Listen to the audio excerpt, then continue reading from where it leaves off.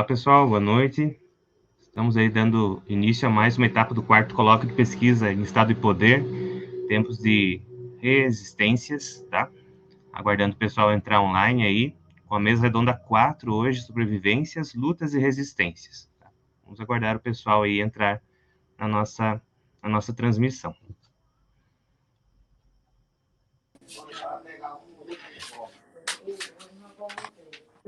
Oi, Olá, boa noite, Gabriela, Vando e Amanda. conseguem me ouvir agora? Sim, estamos ouvindo muito bem, inclusive, Amanda. Ah, tá, eu estou pelo celular.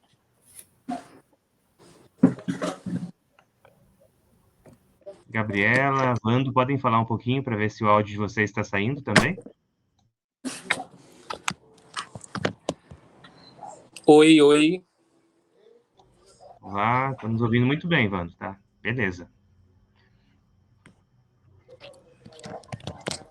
Olha.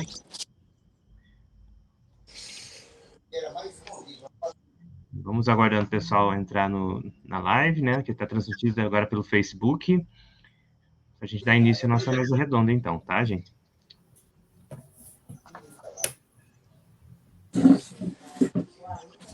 Gabriela, consegue falar um pouquinho no áudio para a gente ver se teu... Oi, sim. Acho que tá funcionando. Tá perfeito. Beleza. Tá joia. Fábio? Oi, Amanda. Eu posso te mandar os slides se você consegue ir passando para mim, como eu entrei pelo celular? Agora não vou conseguir. Pode mandar pelo WhatsApp. Eu vou ligar o WhatsApp aqui, tá? E aí eu consigo mexer nisso também. Perfeito, obrigada. Enfim, para quem está esperando a nossa transmissão, então, hoje, da mesa redonda 4, sobrevivências, lutas e resistências, do quarto colóquio de pesquisa Estado e Poder, tempos de resistências, do programa de pós-graduação em História da UniOeste, campus Marechal Cândido Rondon. Hoje ele conta, então, com 4 trabalhos que serão apresentados. Primeiro, Experiências de Luta Armada, uma análise da atuação de Zenaide Machado e Iná Meirelles no velho MR8, 1964 a 2014, da Ana Eduarda Soligo. Segundo trabalho, O Lar Belém e o processo de acolhimento anterior ao Estatuto da Criança e do Adolescente, o ECA, que será apresentado pela Amanda Gabriele Rodrigues Coelho. A terceira apresentação da noite hoje será o trabalho Histórias e Resistências no Movimento LGBT+, no Brasil e em Mossoró, no Rio Grande do Norte, que será apresentado pelo Vando Rocha da Silva. E, por último, nós teremos, então, finalizando nossas apresentações, o trabalho O Partido Comunista Brasileiro e as Interpretações do Imperialismo na década de 1960, de apresentação da Gabriela Barroso, tá, gente? Enfim, vamos aguardar um instante, a gente já começa a nossa transmissão, tá? Só um instante, pessoal.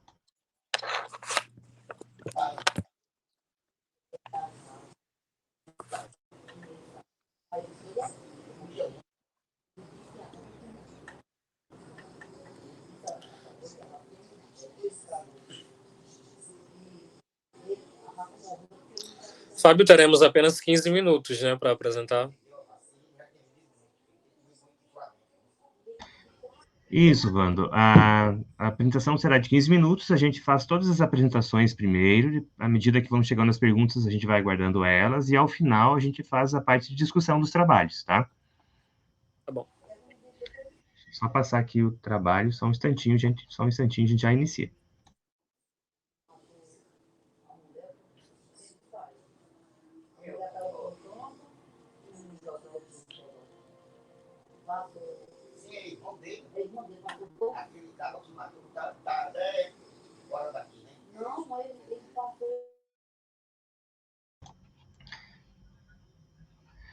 Bom, enfim, nós agora já estamos com a conexão toda organizada, tá, gente? Nós vamos, então, ter essa ordem de apresentações. A Ana Eduarda justificou sua ausência hoje, não poderia participar, então ela não apresentará seu trabalho, tá? O primeiro trabalho, então, da noite será O Lar Belém e o processo de acolhimento anterior ao Estatuto da Criança e do Adolescente, da Amanda Gabriele, tá? Eu já repassei aqui teu slide, só vamos aguardar um instante, Amanda. Nós temos, então, gente, para a gente se organizar, 15 minutos para cada apresentação, tá? Depois das apresentações, a gente vai para os questionários aí para os 3 trabalhos, tá? Primeiramente o trabalho da Amanda, em segundo o trabalho do Vando, e para o terceiro o trabalho da Gabriela, tá? Só um instante para a gente ver aqui a questão do slide, tá?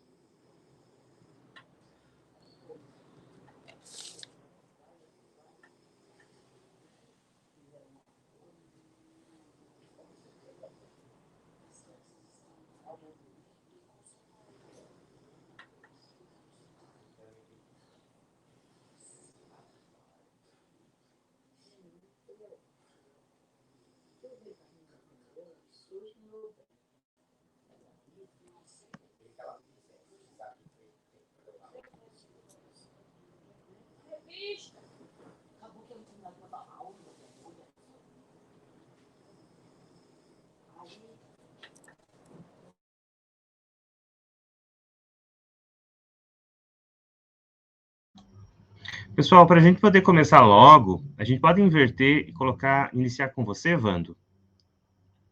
Até a gente conseguir colocar o slide da Amanda, pode ser? Pode ser. Eu não transmiti slide, tá bom? Tudo bem. Então, Amanda, tudo bem? A gente pode deixar para mais uns minutinhos, então, aí vai estar tudo certo com o teu slide. A gente começa, então, dando início, então, a nossa apresentação com o trabalho Histórias e Resistências do Movimento LGBT+, no Brasil e em Mossoró, com Vando Rocha da Silva. Boa noite, pessoal. Tudo bem? Para quem não me conhece, meu nome é Vando. Eu sou do interior do Rio Grande do Norte, uma cidadezinha bem no interior mesmo. Ingressei no mestrado ano passado, mestrado em História da UniOeste, e vou apresentar para vocês o primeiro capítulo da minha dissertação, que está em construção, tá? A minha dissertação de mestrado é intitulada de Práticas Cotidianas e Direitos, as táticas da rede de bandeira pela vida dos LGBT+, em Mossoró, de 2015 a 2020. Bom, nesse meu primeiro capítulo, em conversa com a minha orientadora, a gente decidiu fazer um primeiro capítulo mais de contextualização histórica, né? Então, eu trago uma contextualização histórica da história do movimento LGBT+, aqui no Brasil, mas não somente, né? Nós tivemos a preocupação de também trazer o contexto de Mossoró, no Rio Grande do Norte, que é a cidade do meu objeto de pesquisa.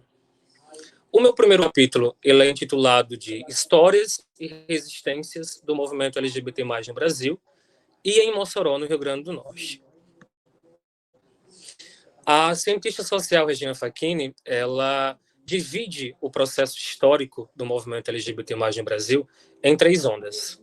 São 3 momentos, né? 3 fases. A primeira vai de 1978 a aproximadamente 1983. A segunda vai de 1984 a 1992. E a terceira vai de 1992 até os dias atuais.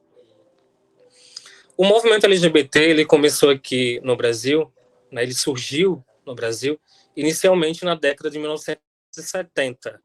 Ele surgiu denominado de MHB, Movimento Homossexual Brasileiro, tendo em vista que era composto de forma majoritária por homens gays, né? Surgiu num contexto de ditadura militar, que é um período marcado aí pela uma grande repressão, né, censura, retirada das liberdades democráticas. Então, nesse período, a gente teve muita perseguição aos ditos subversivos, né, que eram as pessoas que se opunham ao golpe de 1964. E também tivemos perseguições aos ditos desviantes, no caso, os homossexuais, que eram vistos pela sociedade como pessoas anormais, né, de comportamentos anormais, e que eram qualificados como perversos. Então, durante a ditadura militar, para enquadrar a homossexualidade, para regular a sexualidade, para reprimir os grupos homossexuais, o regime ele se valeu do artigo 59 da Lei de Contravenções Penais, conhecidas também como Lei de Vadiagem. Essa lei tratava-se de um mecanismo legal e histórico de perseguição, de marginalização, de encarceramento da população pobre e preta do país, cujas bases elas foram assentadas em uma sociedade de herança escravocrata, altamente desigual e racista. A Facchini também nos diz que o surgimento do jornal Lampião da Esquina e o grupo Somos, de São Paulo, eles marcam a primeira onda, né, a primeira fase do movimento LGBT+. São dois grandes marcos históricos para essa comunidade. Né?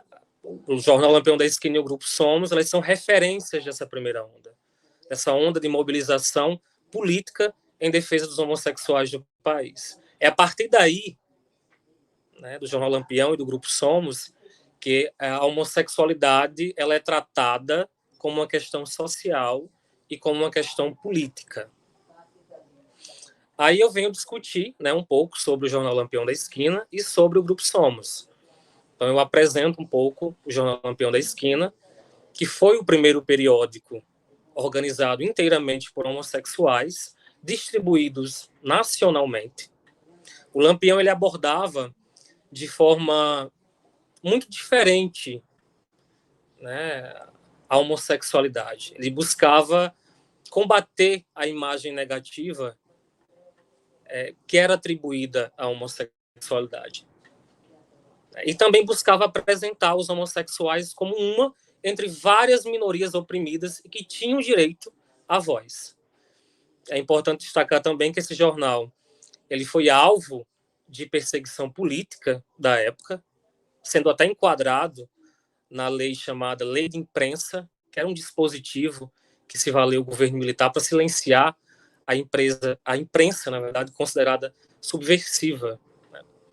Daí a gente tem a criação do Somos, que é o segundo momento histórico para essa comunidade, que o Somos é o grupo de afirmação homossexual. Ocorreu em 1979, sua criação, em São Paulo. E o Somos é apontado como o marco fundador da militância homossexual organizada no Brasil. Isso em um contexto de regime militar. Né? Entre as principais demandas tocadas pelo Somos, acho que é relevante a gente mencionar aqui a luta contra a ideologia anti-homossexual, que as manifestações mais agressivas da comunidade elas emergiam constantemente da imprensa marrom.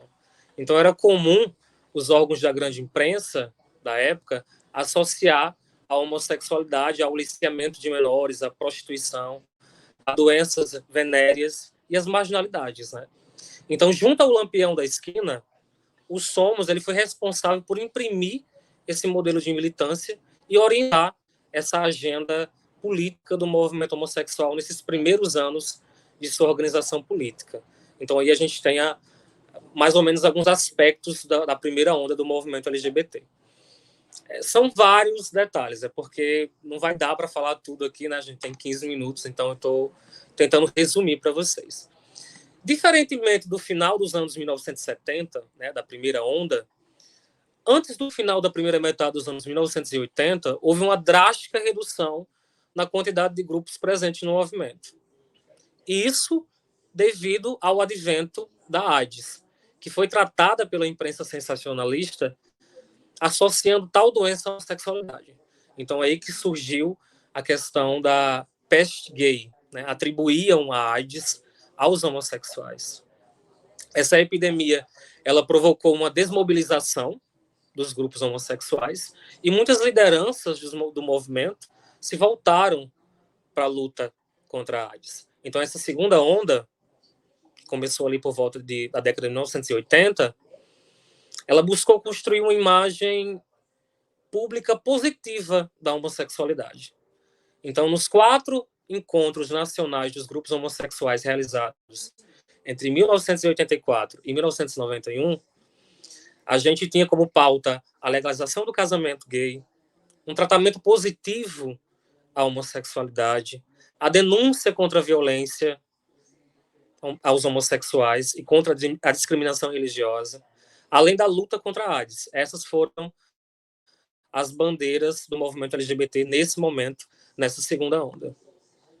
O terceiro momento, né, a terceira onda, que vai acontecer ali na década de 1990, vem com um aspecto muito institucional, né, com a retomada de um trabalho intenso, orientado pela essa presença forte, né, essa presença institucional em relação às questões ligadas aos direitos e à cidadania, a articulação nacional e internacional. Acontecem também nessa terceira onda os vínculos com as redes e associações de direitos humanos e de prevenção à AIDS. Há uma forte presença da mídia e o confronto com organizações religiosas. É também nessa terceira onda que a gente tem a criação de associações e organizações nacionais muito importantes para o movimento LGBT+, como, por exemplo, a Associação Brasileira de Gays, Lésbicas, Bissexuais e Transgêneros, a ABGLT, e também o Fórum Paulista de Gays, Lésbicas, Bissexuais e Transgêneros, e também a realização da Parada do Orgulho GLBT. Trazendo um pouquinho agora, saindo desse contexto, né, dessa historiografia do movimento LGBT, mais centrado no Brasil, que fica ali no eixo Rio-São Paulo, trazendo um pouquinho para o contexto e para a construção do movimento LGBT+, em Mossoró, né, que é a cidade do meu objeto de pesquisa, a Rede de Bandeira. A Rede de Bandeira, pessoal, ela é uma organização não governamental aqui de Mossoró. É um grupo que atua pela vida e pelos direitos da população LGBT+, moçoroense. Eu vou falar um pouquinho mais sobre ela mais adiante. Mas trazendo um pouquinho para o local, né, para a cidade do meu objeto, existe muito pouco material produzido sobre o movimento LGBT+, na cidade de Mossoró, e especificamente acerca das organizações políticas em Mossoró. Então, o único trabalho acadêmico que eu encontrei até o momento sobre o assunto foi a dissertação do Iago de Moura. E nessa dissertação é possível que a gente conheça de forma sumária a trajetória desses grupos, além das suas pautas e também das suas táticas de luta. Então, no meio dessa dissertação, desse meu estudo na dissertação, eu trouxe para vocês, né, em destaque, dois grupos em específico, dois grupos de resistência LGBT+, que se articulam em Mossoró, que cobram respostas efetivas quanto ao combate à violência LGBTfóbica e a garantia dos direitos dessa população, que são eles o Divergem e a Rede de Bandeira, que é meu objeto de pesquisa. O Divergem, pessoal, ele surgiu a partir dos debates empreendidos por um grupo de estudos da Universidade Federal Rural do Semiárido, da UFESA. Esse grupo de estudos é o GEDIC, que inclusive, segundo o Iago de Moura, né, o autor da dissertação, esse grupo foi responsável por fomentar em alguns de seus participantes a necessidade de se organizarem politicamente, né, visando a construção de ações em defesa da diversidade sexual e de gênero. Esses sujeitos eles apresentavam expectativas próprias referentes à opressão que vivenciavam por serem LGBT, né, LGBT+. Esse canal de diálogo, né, construído pelo grupo, foi muito importante para a organização do 12º Encontro Nacional Universitário de Diversidade Sexual, no qual o Divergem, é um dos grupos que eu citei para vocês, se colocou à frente. O evento que aconteceu em Mossoró é retratado pelo autor da dissertação como um momento histórico na cidade, um momento histórico sobre a diversidade sexual e de gênero na cidade. Esse evento ocorreu lá em 2014, salvo engano, no finalzinho de 2014, em dezembro. Então, assim como o Divergem, a Rede de Bandeira, que é meu objeto de pesquisa, ela surgiu mediante as inquietações dos próprios sujeitos sobre as questões relativas ao campo do gênero e da sexualidade. A Rede de Bandeira ela foi criada com esse intuito de estruturar os ativistas LGBT+, de Mossoró, moçoroenses, em torno de uma organização política que pautasse a construção coletiva de uma sociedade que fosse justa, de uma sociedade igualitária e de uma sociedade livre de LGBTfobia. Então, a Rede ela é um grupo que se autoafirma como uma organização não governamental, sem vínculo político-partidário ou religioso, e cuja finalidade é apenas lutar pelo respeito e pela dignidade de pessoas LGBT+. Outro ponto importante que eu trago desse contexto do movimento LGBT+, em Mossoró, foi que em 2017, em maio de 2017, a Rede de Bandeira junto com o grupo Articulação Brasileira de Gays, e em parceria com a Universidade Federal Rural do Semiárido e a Universidade do Estado do Rio Grande do Norte, a UERN, eles promoveram a segunda semana de combate à LGBTfobia em Mossoró. E o tema dessa semana era as pessoas LGBT nos espaços sociais. Então, esse evento ele evidenciou um caráter de luta por visibilidade, por voz, por reconhecimento expresso pelo coletivo dessa comunidade. Nesse evento, a gente tem conquistas muito importantes. A exemplo da aprovação da lei número 3055/2013, da autoria do vereador Laurino Rosado, do PSB, que decretou o Dia Municipal de Combate à Homofobia e à Discriminação Sexual em Mossoró. Além de ações, né, da Rede de Bandeira, tem desempenhado também na atuação do âmbito institucional legislativo, né, a presença da Rede de Bandeira nesse âmbito.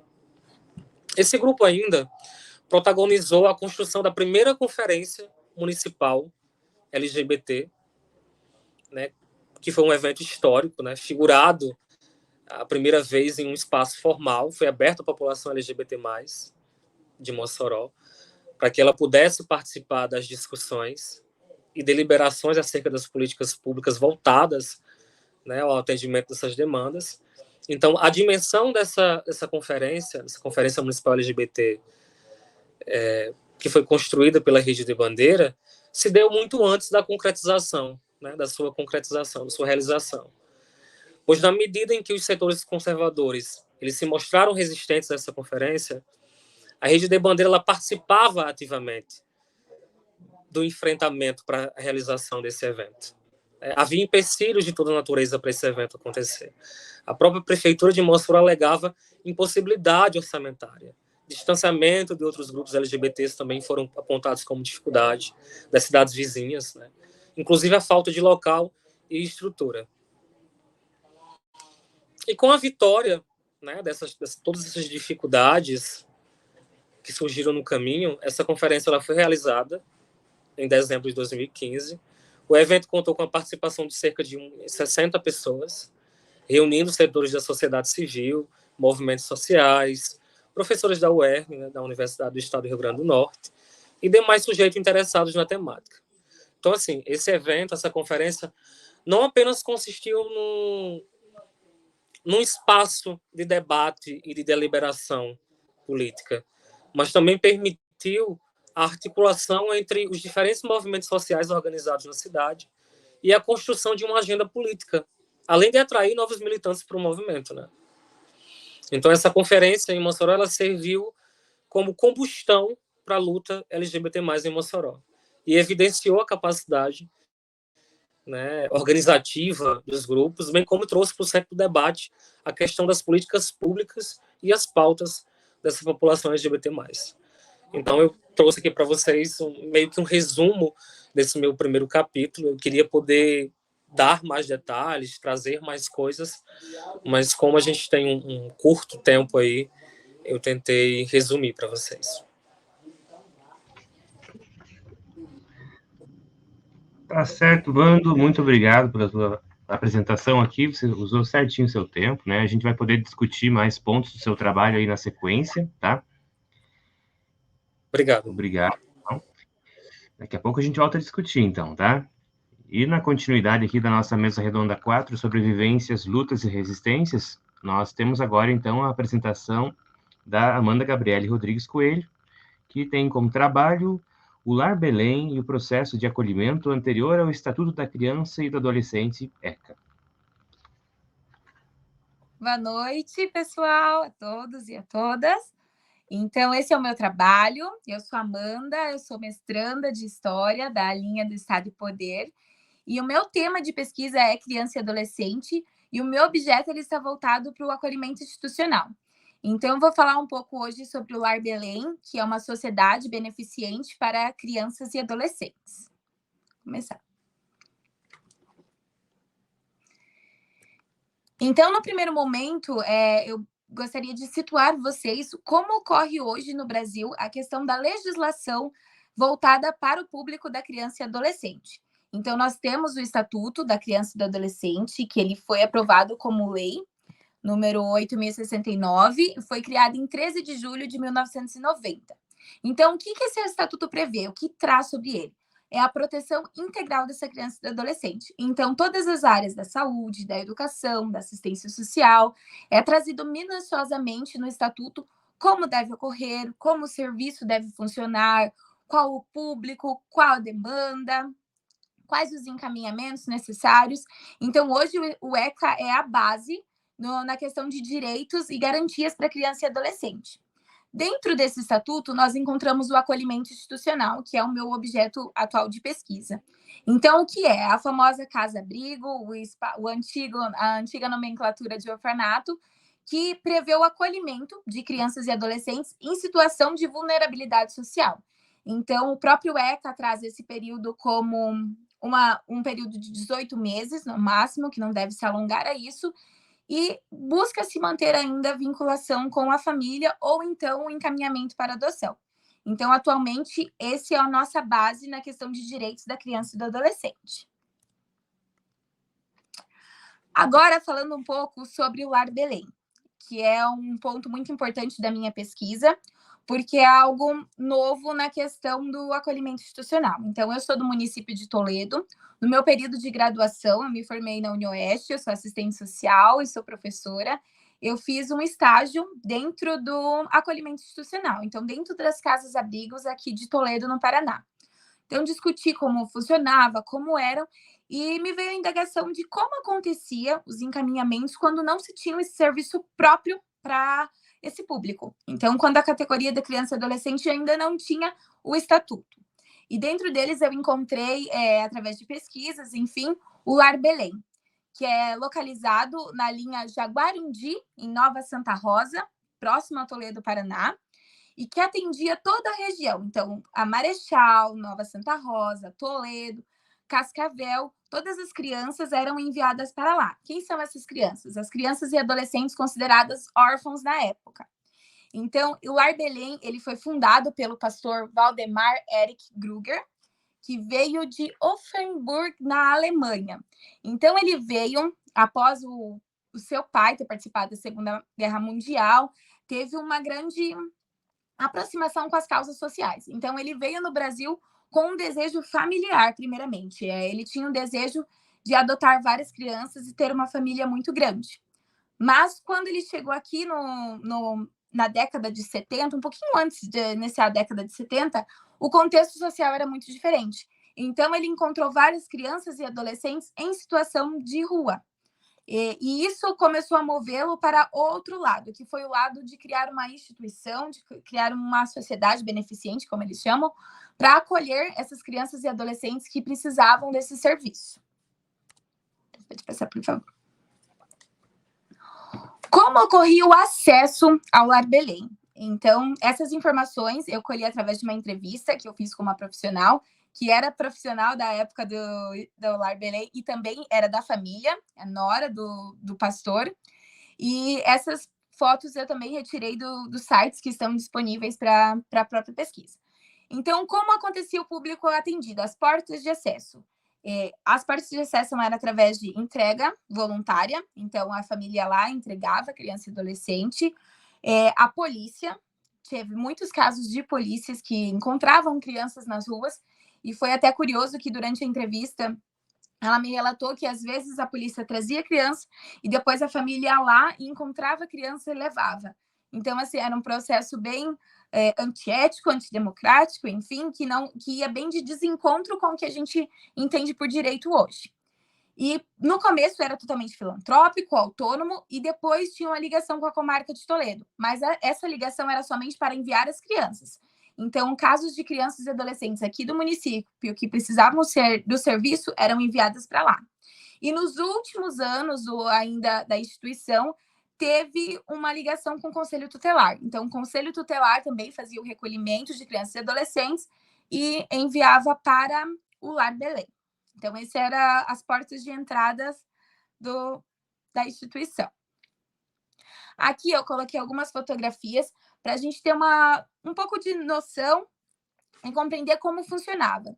Então, eu tive a oportunidade de visitar o local, ele está totalmente conservado, a estrutura, assim, não mudaram nada, não modificaram nada. Eu entrei nos quartos, visitei os banheiros, como as crianças se organizavam para entender aquele cotidiano, o que era passado. Então, assim, de fato, era uma estrutura muito tecnológica para a época. Eles possuíam laboratório de informática, refeitórios muito amplos, quartos, dormitórios que eram divididos entre feminino e masculino, possuíam aula de música, aula de artes, então, assim, era bem desenvolvido. Isso porque tinha uma ligação com a Alemanha.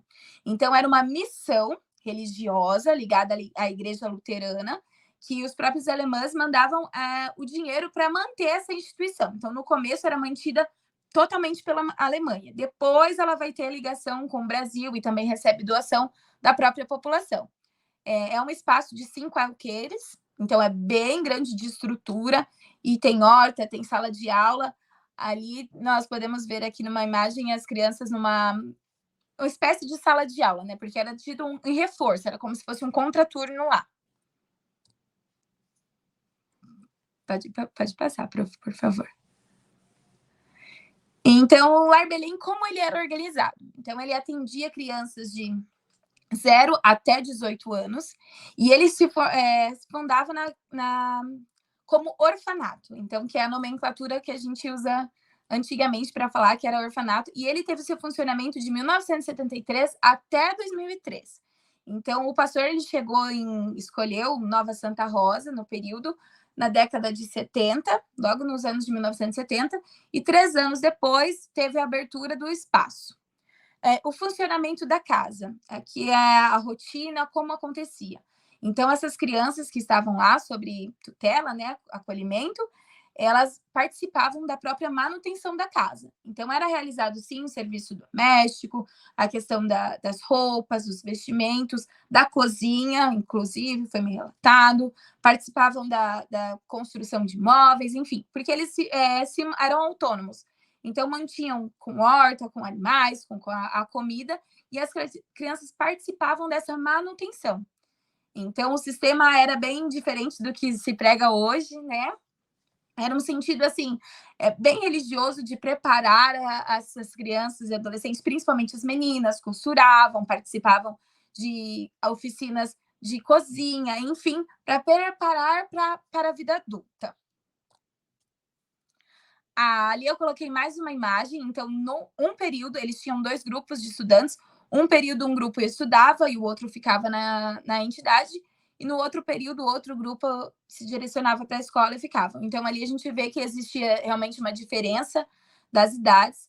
Tinham funcionários que moravam dentro do espaço e outros que só trabalhavam, executavam uma carga horária, enfim, normal, uma carga horária trabalhista, mas eles tinham muitos vínculos. Uma coisa que me chamou bastante atenção foi que as crianças, elas chamavam o pastor de pai, de papi, que é um apelido que eles tinham, então todas as crianças chamavam ele tinham essa referência com ele.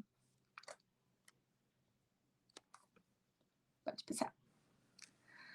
Então, as atividades desenvolvidas. Primeiro era a organização da casa, então do seu quarto, das suas roupas, enfim, do banheiro, dos seus pertences, que muitos eram feitos pela doação, outros eram mandados pela Alemanha. Até ela me relata que quando chegaram as camisetas da Lacoste, na época, foi uma festa no orfanato, enfim.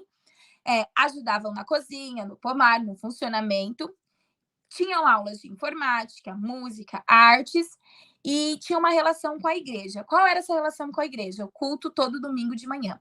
No domingo à tarde era o único período que eles estavam livres para fazer atividades que eles queriam, enfim. Nos outros dias da semana, as atividades eram direcionadas.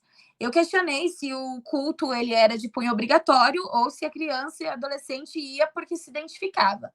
Então, assim, ela me apresentou que era livre, que você ia se você sentia necessidade de frequentar, mas como todos tinham uma roupa específica para aquele dia, que era a melhor roupa, então acabava assim que eram poucos os que não frequentavam. Pode passar, por favor. Aqui eu coloquei alguns registros de como era o espaço. Então, nessa primeira foto tem o corredor e essas portas são os quartos. Essa era a ala feminina. Tinha em torno de 4 crianças, os quartos maiores, porque elas dormiam em beliche. No segundo, é uma foto mais ou menos do banheiro. Então, com as pias, ali do outro lado tinha os chuveiros, enfim, os vasos sanitários. E na última foto, o quarto de um modelo, mais ou menos, para ter uma noção de como eram os cômodos da casa. Então, essas fotos são atuais, a estrutura está toda conservada, apesar de não estar mais em funcionamento. Deixa eu trocar. Os mantimentos, então, era feito entre relação Brasil e Alemanha, primeiramente, e depois a entidade começou a receber muitas doações daqui. Tinha-se o pastor como uma relação de hierarquia, então ele era o respeito máximo, e não só com as crianças, mas também com os funcionários. Então, todas as leis, as regras de convivência seriam passadas pelo pastor. Inclusive, foi me relatado que ele não gostava muito de barulhos durante as refeições. Então, uma das regras claras era que, durante as refeições, não todas as crianças e adolescentes, enfim, deveriam permanecer em silêncio. Os recursos humanos, então, tinha os funcionários, eram contratados pelo pastor, ele não falava português, então uma exigência era a aproximação com o idioma alemão, se não soubesse falar, pelo menos compreender, e caso entrasse alguém que ele gostasse muito e que não falava a língua, era ofertado um curso ensinar. Então, a casa se organizava com a autonomia das crianças e adolescentes e baseados nos princípios cristãos. Passar. Então, o Lar Belém, hoje, após o ECA, o que aconteceu com o espaço, ele foi destinado primeiramente para oferecer contraturno. Então, de 1973 até 2003, ele ainda funcionou como orfanato, e depois disso, desse período de 2013, ele passou a ser contraturno, como se fosse hoje o que nós temos de fortalecimento de vínculos. Pode-se observar que demorou um tempo, porque o ECA de 90 e somente em 2003 que o Lar Belém parou de funcionar como orfanato, e a estrutura ainda mantém-se super conservada e organizada. E advindo do Lar Belém, nós temos o Lar de Idosos e o Hospital Lar Belém. O que acontece é que o Lar de Idosos ele foi criado, também era do pastor, e ele foi criado para atender a família dos acolhidos. Então, assim, a criança era acolhida e a família, né, não tinha condições, enfim, ao invés de serem encaminhados para as outras políticas que também estavam em desenvolvimento, eles acolhiam a família também que ficava nesse lar de idosos. Então, as crianças em um orfanato e os pais em outro. E o Hospital Lar Belém, que ainda funciona. Então, os acolhidos. O que aconteceu com os acolhidos, eu não realizei ainda, mas eu entrei em contato, tive acesso a uma criança que passou um tempo lá no Lar Belém e hoje é adulto, enfim, já saiu, que é a minha próxima parte da pesquisa, que é confirmar, não só confirmar, mas verificar, analisar, compreender qual era a visão da criança que estava naquele espaço de orfanato. Porque a minha primeira entrevista, que foram os dados, que foi a primeira pesquisa que eu encontrei do Lar Belém, eu não tenho pesquisa acadêmica sobre, não se teve, acredito que a minha será a primeira que vai abordar o Lar Belém. Então, foi através de entrevistas e aí fontes como jornais, rádios, pessoas que moravam no lugar, e ela me passou uma imagem muito positiva do espaço. Então, assim, era um orfanato, era super bom, super acessível, todo mundo gostava. E agora eu quero compreender qual era a visão daqueles que recebiam o serviço. Acho que eu me estendi, mas eu terminei agora. É isso. Tem mais um minuto ainda se precisar, Amanda. Pode concluir se tiver algo para concluir, tá? Ah, tá. Enfim, então eu estou bem ansiosa para essa segunda etapa, porque agora a gente vai passar a verificar como era aquele que recebia o serviço. Então, como ele estava se sentindo, se era de fato uma proteção ou se não era, se estava lá porque queria. Mas só para finalizar ali, algo que me chamou bastante atenção foi quando o orfanato teve que ser fechado. Elas relatam um período bem polêmico, que foi um período bem que as polícias invadiram esse espaço, porque eles tinham uma resistência para fechar. Então, foi uma cena bem que as polícias começaram a pegar as crianças, e muitas fugiram, muitas se esconderam no espaço, porque eu acredito que criaram vínculos, não só com o espaço, mas com os profissionais e com seus colegas, né? porque ali era meio tratado como família, então papi acabaram virando irmãos, enfim. Então, muitos se escondiam na própria estrutura, se jogavam, às vezes, na plantação. Ela me falou que teve crianças que ficaram escondidas em plantações, enfim, para não serem levadas. E aí entra outro processo que foi qual a necessidade do município de Toledo para criar um serviço próprio. Peço desculpas porque o meu cachorro agora começou a latir insistentemente. Tá tranquilo, tá ótimo. Parabéns pela apresentação também, Amanda. Ótimo trabalho. A gente vai poder discutir um pouco mais ele daqui a pouco. Até vou lembrar o pessoal que está assistindo, né, nossos trabalhos, que nós temos aí o chat, né, para os comentários aí para o Face também, para vocês mandarem as perguntas já, tanto para o trabalho do Vando, que foi apresentado agora há pouco, quanto para o trabalho da Amanda, que foi apresentado nesse instante, não é? Então, a gente vai poder discutir também isso a partir das perguntas que vocês enviarem para a gente aqui pelo chat, tá joia, gente? Então, passando para a sequência, nós temos o terceiro trabalho agora a ser apresentado, que é da Gabriela Barroso, intitulado O Partido Comunista Brasileiro e as Interpretações do Imperialismo na década de 1960, tá? Fica à vontade, Gabriela. Obrigada, Fábio.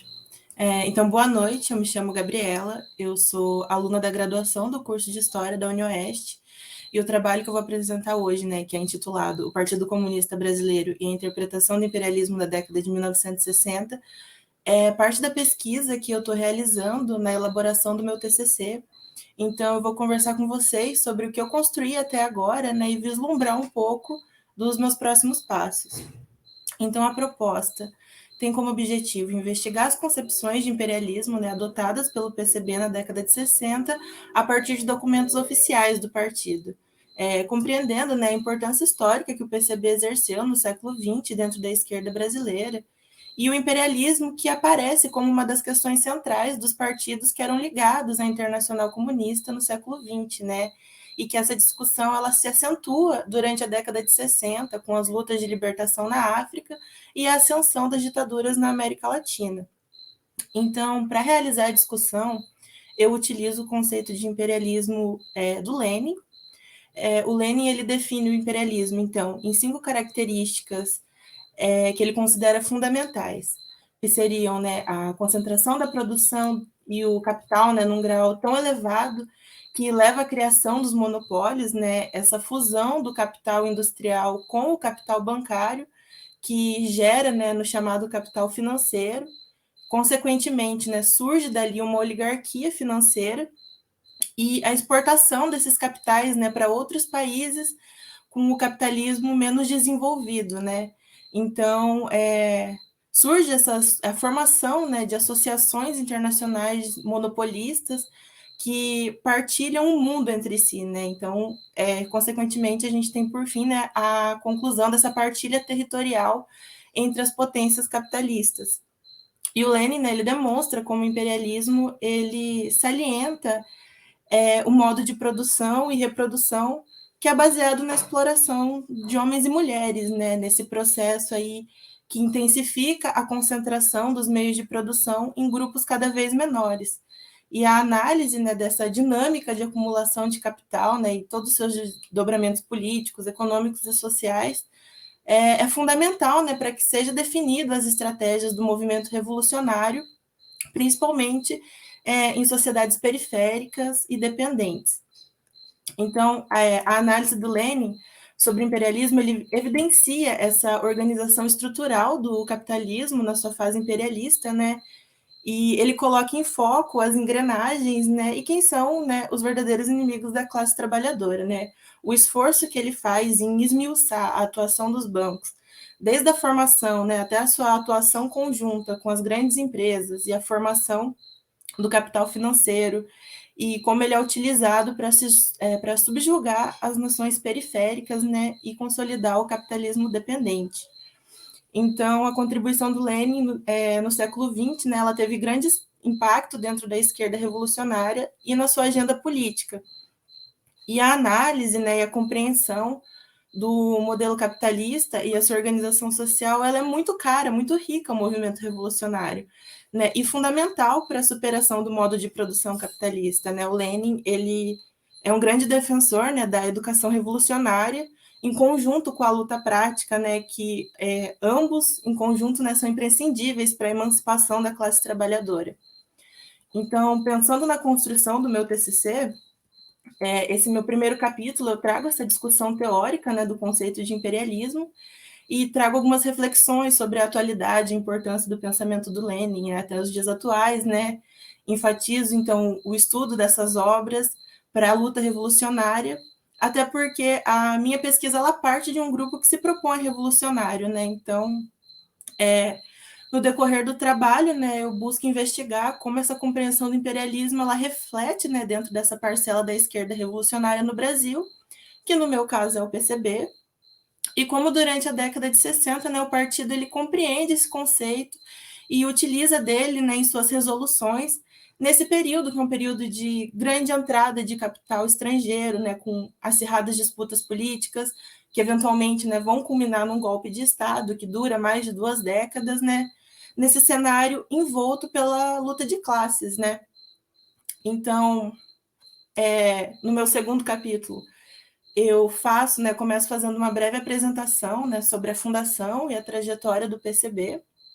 Eu utilizo o Michel Zaidan e o José Antônio Segato, né, que tem uma variedade de obras sobre o partido, até chegar no centro da minha pesquisa em si, né, nas análises de fontes, que são os documentos oficiais do partido.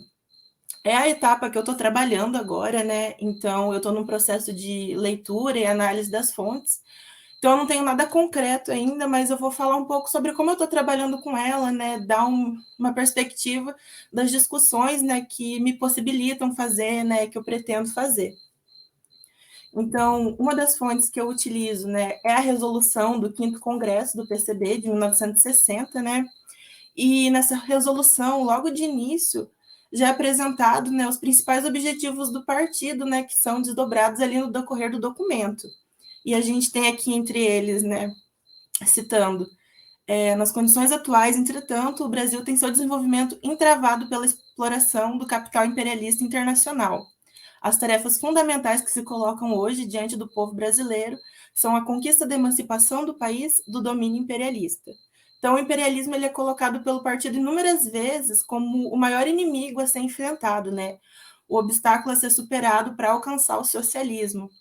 Então, diversos são os momentos que esse conceito é recolocado no texto, enfatizando essa necessidade fundamental de superação do mesmo, né?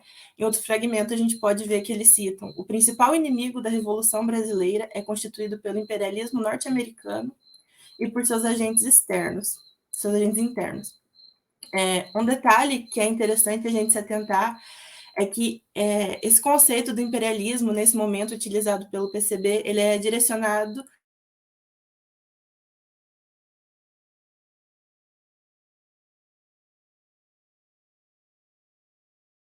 um pouco diferente do início do século XX, né, onde eram potências europeias, como a Inglaterra e a Alemanha, né, que assumiam a frente do avanço imperialista.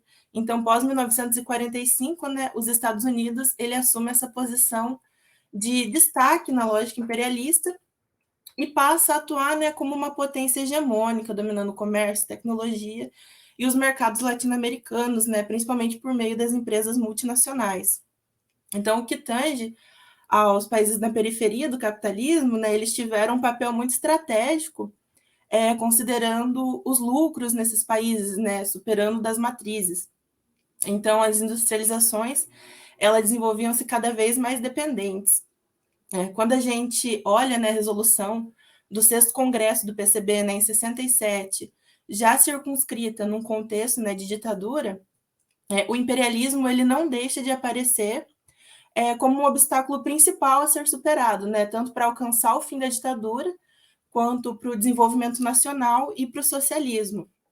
Até porque, né, o golpe de 64, ele representa uma nova fase imperialista no Brasil, que ele intensifica essa dependência externa do Brasil com os Estados Unidos, e também a ação da burguesia brasileira, né, que acata as exigências do imperialismo e preserva, então, a sua posição privilegiada na sociedade, né? Então, para efetivar essas exigências imperialistas, eram necessárias as transformações internas das economias periféricas, né? Criando as condições necessárias para que essas empresas multinacionais intensificasse sua participação. E não só isso, né? Para além das condições econômicas do capital estrangeiro, uma outra demanda que é exigida pelo imperialismo nesse momento, né, era uma estabilidade política, né, uma vez que temia, então, essa influência do socialismo nos países latino-americanos, né, junto com os movimentos reivindicatórios, né, que estavam ganhando força. Então, o golpe de 64, né, ele foi fundamental para solidificar esse plano de segurança, somando, né, com a atuação dos Estados Unidos, com a ajuda militar, projeto de financiamentos, fazendo com que essa intervenção passasse a ser cada vez mais direta, né? E para o PCB, o golpe de 64, ele significa uma grande derrota no partido, né? A partir desse momento, né, muitos militantes são perseguidos, presos, torturados e assassinados, e dentro do próprio partido, né, se intensifica diversos conflitos e polarizações de lutas internas, né, que acabam gerando muitas dissidências. Então, o golpe, né, ainda que com o advento do golpe, o obstáculo a ser superado ainda é o imperialismo, entendendo, né, que o governo ditatorial reforçava a dependência do capital estrangeiro e atrasava a economia nacional, né, deixando o país refém desses monopólios. E a partir dessa interpretação, o PCB ele toma como bandeira a redemocratização, né, que é destinada a restabelecer as condições necessárias para a participação política das massas, né, acelerar esse processo de desenvolvimento, criando uma frente única operária burguesa, né. Essa criação de uma frente única também é uma questão que vai gerar muito conflito dentro do partido, né, como é o caso da POLOP, né, um grupo revolucionário que eu estudei durante algum tempo numa iniciação científica, e eles vão ter divergências, né, a POLOP é uma dissidência que sai do PCB, exatamente porque eles se recusam, né, a se aliarem com setores da burguesia, fazendo uma leitura de que a burguesia nacional ela foi conivente, né, para o imperialismo no território nacional. Outra questão também que vai gerar muito conflito, né, com as políticas que o PCB adota durante a ditadura é a questão da não adoção da luta armada, né, e sim dessa criação da Frente Única. É também um dos vários motivos, né, que a gente vai ter a dissidência do PCB com o Carlos Marighella, né, e consequentemente a criação da LN depois. Então, enquanto para o PCB, né, o imperialismo ele é um obstáculo principal a ser superado, né, o partido ele caminha nessa metodologia que prevê o desenvolvimento nacional como chave para chegar ao socialismo, né? Então, esse desenvolvimento ele só poderia ser alcançado extirpando o imperialismo do território nacional e, para isso, estabelecendo alianças, né, com diversos setores da sociedade e, entre eles, a burguesia. Então, são mais ou menos essas as discussões que eu estou trabalhando no momento, né? Eu ainda tenho fontes para analisar, mais ou menos dar uma ideia do caminho que eu estou navegando na pesquisa. Então, eu agradeço a presença, a atenção de todos aqui e também gostaria de parabenizar, né, a todos envolvidos na organização do evento. Então, muito obrigada. Boa noite. Muito bem, Gabriela. Bom teu trabalho também. Terminada a tua comunicação aqui, a gente já vai dar sequência, então, aos comentários, para vocês poderem falar. A gente quer saber um pouco mais desses trabalhos, né? E já temos perguntas aqui nessa outra fase agora do nossa mesa redonda, que são os questionários, para a gente poder discutir um pouco mais, tá? Eu vou ler aqui duas perguntas que a professora Ângela enviou, e vou fazer uma pergunta para vocês também, para a gente poder pensar um pouco mais o que não deu tempo, por exemplo, de vocês comunicarem, e o que a gente também suscitou como questões aqui, a pessoa está suscitando, a respeito do que vocês estão produzindo agora, né? São dissertações que estão em andamento, não é? Vocês têm muita fonte para trabalhar, pelo que eu pude sentir, e tem muita coisa interessante para ser pensada, né? Enfim, a professora Ângela pergunta primeiramente para o Vando. Então, Vando, você conseguiu desenvolver alguma reflexão que relacione o fato dessa rede ser tão recente na região com alguma especificidade na cultura do Rio Grande do Norte? O machismo, por exemplo? Então, eu vou fazer perguntas para vocês três, aí a gente podia fazer o bloco igual foi a apresentação para as respostas, pode ser, gente? Então, aproveitando para a pergunta para o Vando também, eu gostaria de... Me interessou muito essa questão dos movimentos que você cita, né? A rede de bandeira, por exemplo, não é? E o movimento Divergem. Eu te pergunto, é um movimento digital que ganhou força no período recente? Pensando no teu trabalho, assim, e até porque eu também dei uma olhada no trabalho do Iago de Moura, que é de 2017, em que talvez de lá para cá, Vando, as redes sociais não tenham se desenvolvido mais ainda, né? No sentido de organizar, de possibilitar uma organização política para o movimento LGBT+, não é? Eu te pergunto, dá para se considerar que as redes sociais ampliaram a capacidade de organização política do movimento nesses últimos anos? Algo que, quem sabe, pensando como o teu trabalho dá um passo além do trabalho do Iago de Moura, né? Você está fazendo um trabalho agora em 2022, 2023, de pensar como que essa organização política do movimento e a sua resistência pode estar se baseando em um movimento digital para conseguir se organizar, né? Então, é uma pergunta que eu te faço também para pensar se você vai observar, por exemplo, as redes sociais para tentar entender as histórias e resistências do movimento, né? E aí já vale para pensar como fonte também, se as redes sociais serão uma fonte para ti, tá? Para Amanda, então, a professora Ângela tem um questionamento também. Ela pede para que você conte mais do processo para conseguir tuas fontes sobre o Lar Belém, né? Eu quero aproveitar também para questionar. Eu tive uma experiência, eu não sou assistente social, mas eu trabalhei durante vários anos como professor no curso de assistência social, serviço social, né, de uma universidade em Guarapuava, né? E aí eu participava das bancas também, mas bancas não na área de história, bancas na área de serviço social mesmo, atuando com essas questões no tempo presente, né, de se pensar o trabalho, né, a partir do ECA, principalmente, nas casas lares e tudo mais. E aí o teu trabalho, que é um trabalho de história, me chama muita atenção, porque você vai abranger o período que o que funcionava não era o ECA, né, era o Código do Menor. E o Código do Menor, né, Amanda, é um código que puxa muito a questão da formação de mão de obra também. É um código que vigorou, né, de 1927 até o ECA, em 1990, e ele teve suas variações históricas, não é? Mas ele estava sempre prevendo a questão da formação de mão de obra. E aí, pelo que você pode observar, né, eu acho que as fontes que vão dizer o quanto você vai conseguir saber sobre essas questões, né? Mas na tua fala, dá para perceber que além da questão religiosa e filantrópica, quando eles também ajudam a realizar o trabalho na casa, eles têm uma certa preparação da mão de obra, né? Queria saber se você percebe isso também, não é? E aí fica também aquela pergunta de entender como vai dar sequência para os seus trabalhos. Se você já tem fotos, aí tem uma conversa que, como assistente social, você já consegue realizar com o pessoal que atuava lá. Você vai fazer várias entrevistas, como que vai ser? Tem uma parte documental também desse período, que é de 73 a 2003, né? Se você vai ter documentos ou vai se basear mais em pesquisa.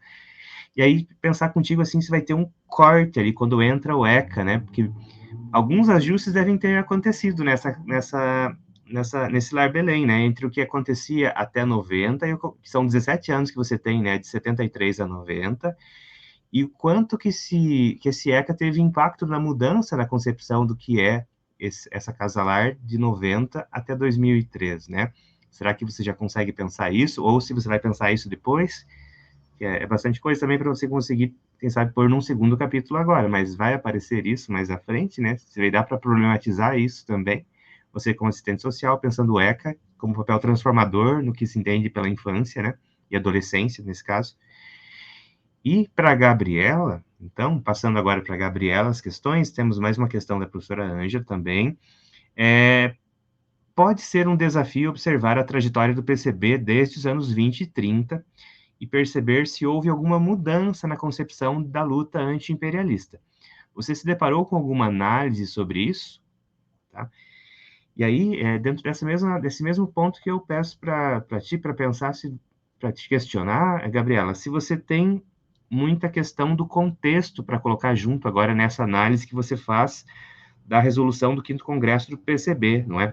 Você está vendo um documento que é de 60, que é pós-revolução cubana, está no calor ali da Revolução Cubana de 59, tem aí já uma década da Revolução Chinesa e tal, mas pensar como que o contexto vai, quem sabe, materializar a experiência da América do Sul no que é imperialismo, né? Talvez, se isso vai aparecer nesses teus documentos, né? Se acontece esse tipo de debate dentro das resoluções que você está analisando, né? E pensar o PCB, então, nessa década de 60, se tem, além do de 60, algum outro congresso, também te pergunto, uma curiosidade, qual é o próximo, depois de 60, que acontece, né? Para pensar se o golpe de 64 vai aparecer, então, nesses documentos, nessas resoluções, como algo de um contexto mais materializado ainda do que é a força do imperialismo, né, para o PCB. Então, só para pensar em como tuas fontes vão te jogar para um contexto, né, dentro do Brasil, da América do Sul, a partir do que você está analisando, que são os congressos, tá? Oi. Então, podemos passar para o Vando, então, da sequência, agora nessa primeira leva, depois a gente vê se tem mais questionamentos, então, tá? Vando, fica à O vontade. professor Fábio deu uma notada aqui. Você estava fazendo as perguntas. Acho que é minha conexão.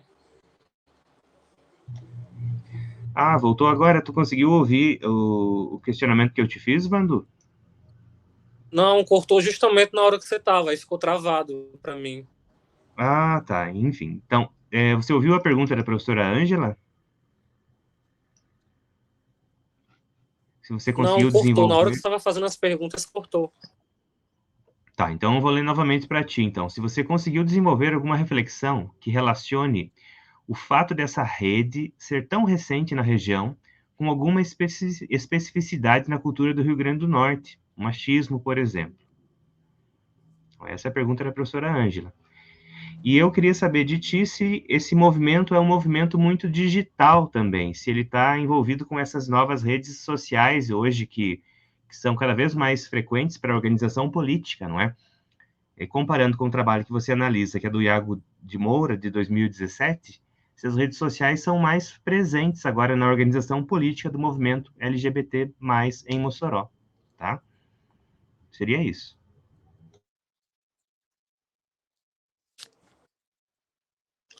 Tá bem. Sobre a questão da Ângela, eu ainda não pensei nessa questão. Inclusive, o professor Fábio foi colocando aqui para mim, eu fui anotando para fazer essa reflexão, mas eu ainda não parei para refletir, né, acerca dessa questão do movimento, né, da rede ser um movimento social recente. Em relação à sua questão, professor Fábio, se eu não tiver entendido direito, que realmente está cortando bastante aqui a chamada, você me perguntou se eu pretendo analisar esse movimento social ligado à mídia digital, é isso? Isso. Quanto que as redes sociais têm influenciado na organização do movimento, têm auxiliado, né, o movimento a se organizar politicamente também. Se você vai analisar isso nos últimos anos mais recentes, tá?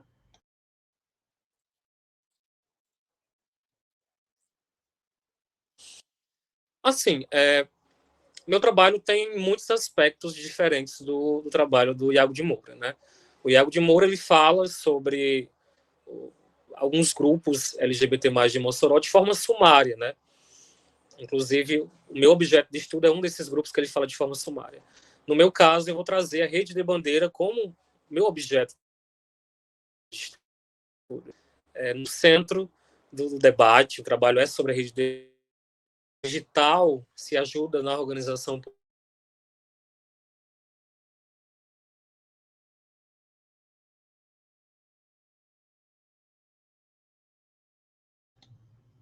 Ele travou o Vando, gente. Será que volta?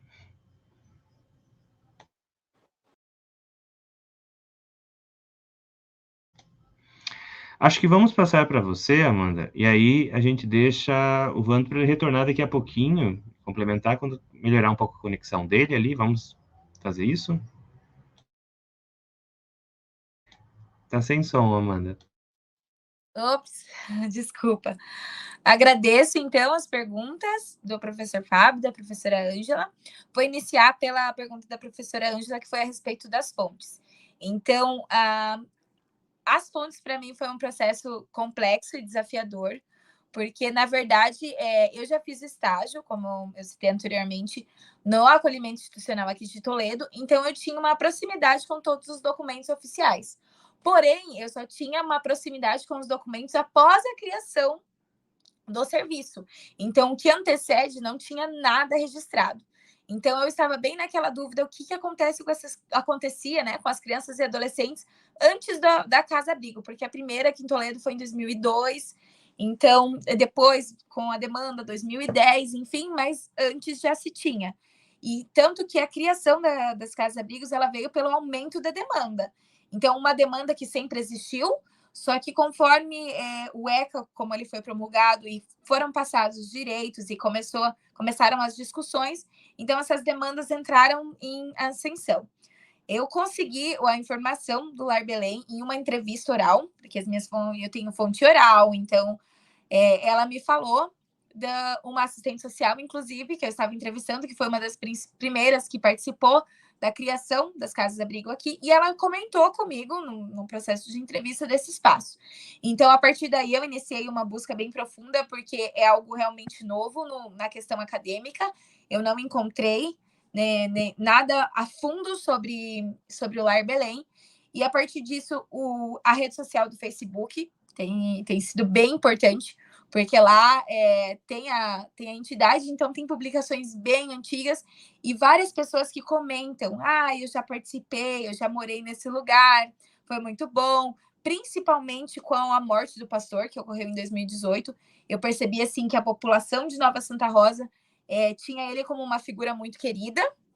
Então, vários comentários, várias pessoas, e a partir dali eu fui encontrando, fui analisando.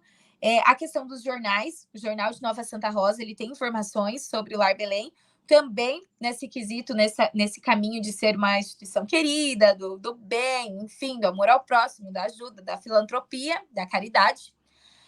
O rádio, eu consegui algumas informações que eram passadas através do rádio, porque na época também era muito comum, né? Na década de 70 era bastante utilizado, então eu já entrei em contato. E aí a entrevista oral. Então, atualmente, essas são as minhas fontes, como tem acontecido.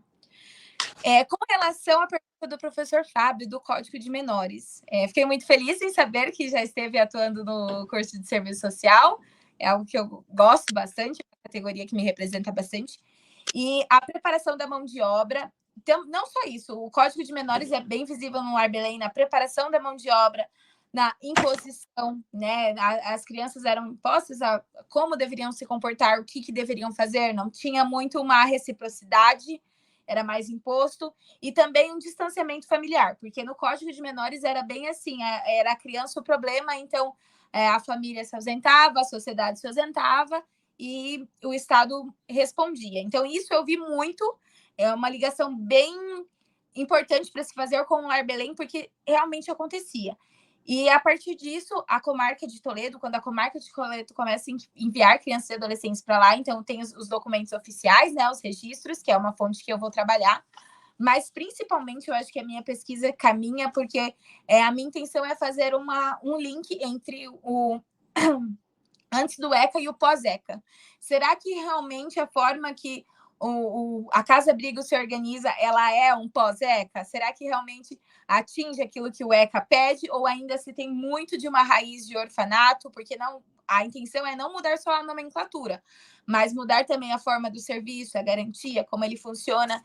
Então, o meu final, no meu terceiro capítulo, eu quero abordar isso. Então, assim, o que tinha antes do ECA, como era o serviço organizado, aí veio o marco, que foi o estatuto, e como esse serviço está se organizando agora? Será que realmente corresponde às mudanças impostas pelo ECA, ou será que ainda temos um histórico ali muito ligado com a questão do orfanato? Então, estou ansiosa para também responder essa pergunta, que demanda muito trabalho, mas acredito que o trabalho vai ficar bem interessante.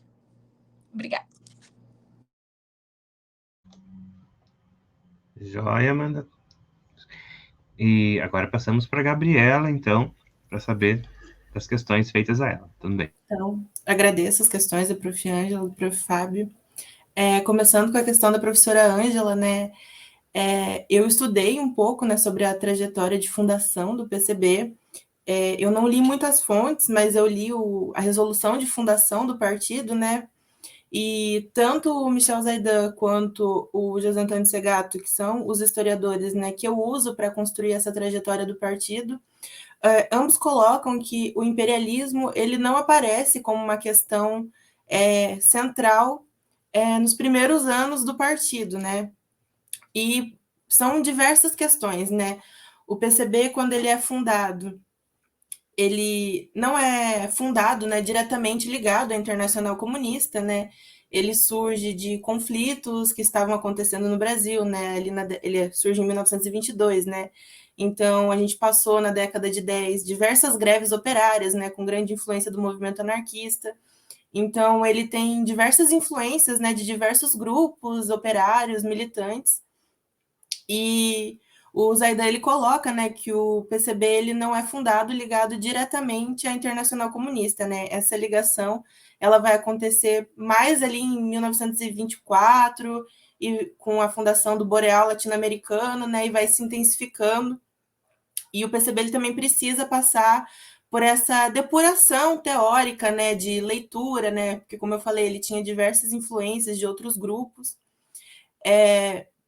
E o que é possível observar, né, e acho que isso já vai ajudando a responder a pergunta do professor Fábio, essa questão do imperialismo, né, ela vai surgindo tanto com a aproximação, né, e com a depuração teórica, com a aproximação das leituras marxistas, né, da Internacional Comunista, como a intensificação, né, do próprio imperialismo dentro do Brasil.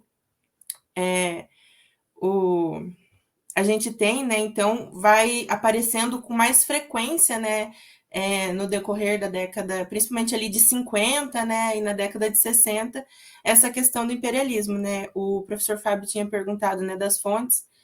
Na apresentação, eu usei a fonte do 6º Congresso, do 5º Congresso, que é de 1960, e a do 6º Congresso, que é de 67, né, que ele coloca ali, então, esse imperialismo, né, tanto como um agente, né, que possibilitou a consolidação da ditadura no Brasil, né, como que faz essa manutenção, né.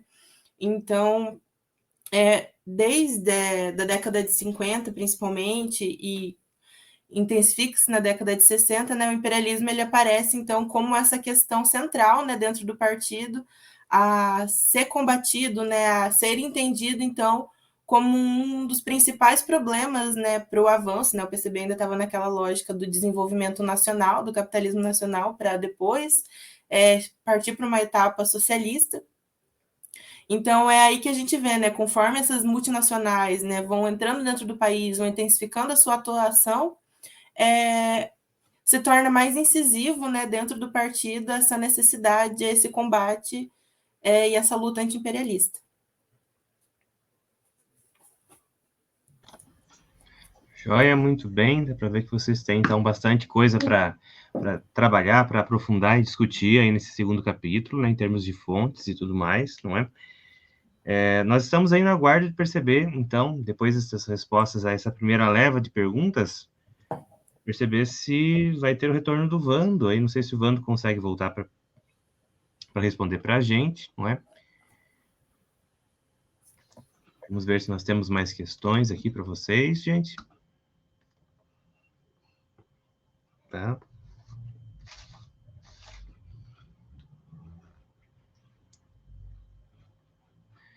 Eu quero somente sugerir para a Amanda, se ela buscar alguma coisa sobre o período histórico mais anterior, há uma literatura do historiador chamado Venâncio, agora não lembro exatamente o primeiro nome dele, que é um historiador que pesquisa a colônia e começo da República, mas que ele tem muitos trabalhos orientados que podem te ajudar a pensar na lei do menor, sabe? Nesse processo mais histórico, mais antigo para o seu trabalho, tá?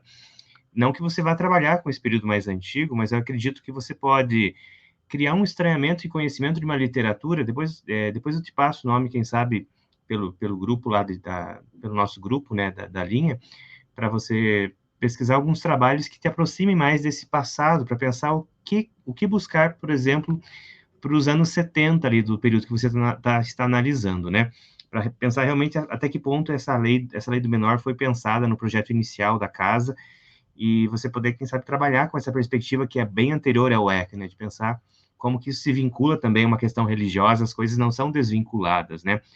E aí, só sugerir, talvez, se você tiver perna para isso, entrevistar algumas pessoas que são egressas da Casa Lar, para saber qual foi a inserção que elas tiveram quando completaram 18 anos e saíram da Casa Lar. Se cumpriu essa meta inicial do período em que o que vigorava era o Código do Menor, da ideia de uma inserção profissional desses jovens depois que eles saíram da Casa Lar, tá? Então, sugiro isso também, tá? Posso fazer um comentário, se tiver espaço? Que esse é um fator, um ponto que eu estou bem ansiosa e entusiasmada para chegar, porque, assim, depois de pesquisar, começar a entender um pouquinho como funcionava o Lar Belém, enfim, eu acabei comentando em uma aula, né, do mestrado, e um colega meu mora em Nova Santa Rosa, e ele falou assim que... Ele fez um comentário que o Lar Belém lá era conhecido como assim, você não está se comportando, eu vou te levar para o Lar Belém. Então, assim, amedrontava algumas crianças. Então, eu achei interessante essa fala, porque o Lar Belém, quando eu visitei, enfim, quando eu entrevistei, foi me passada uma imagem muito positiva, né, pela rede social do Facebook também, muito querida, enfim, mas eu também pensei na perspectiva da sociedade, como a sociedade entendia esse processo, essa instituição, se era benéfica, enfim, e também dos moradores. Então, o passo de conseguir entrevistar pessoas que passaram por lá e realmente entender o que aconteceram com essas crianças e adolescentes quando o Lar Belém fechou. E um ponto que eu acho que eu não comentei, mas que também é interessante, é que, a princípio, o Estado não fez um pedido para o Lar Belém fechar. Então, por quê? Porque o Estado também precisa dessas instituições, né? Ele, como não oferta esse trabalho, também precisa da filantropia, precisa da caridade, uma coisa que é bastante discutida, né? Principalmente do Marx também, que fala isso. Então, o Lar Belém, ele fechou porque ele não conseguiu atingir as novas organizações, eu posso dizer, que o ECA estava propondo, mas não que o Estado chegou a fechar a instituição. Então, foi a própria instituição que decidiu parar de ofertar aquele serviço. Tanto que, a princípio, eles não fecham, eles só mudam. Deixam de abrigar as crianças, deixam de ser orfanato, mas ainda oferecem um trabalho de contraturno, que também é de responsabilidade do Estado.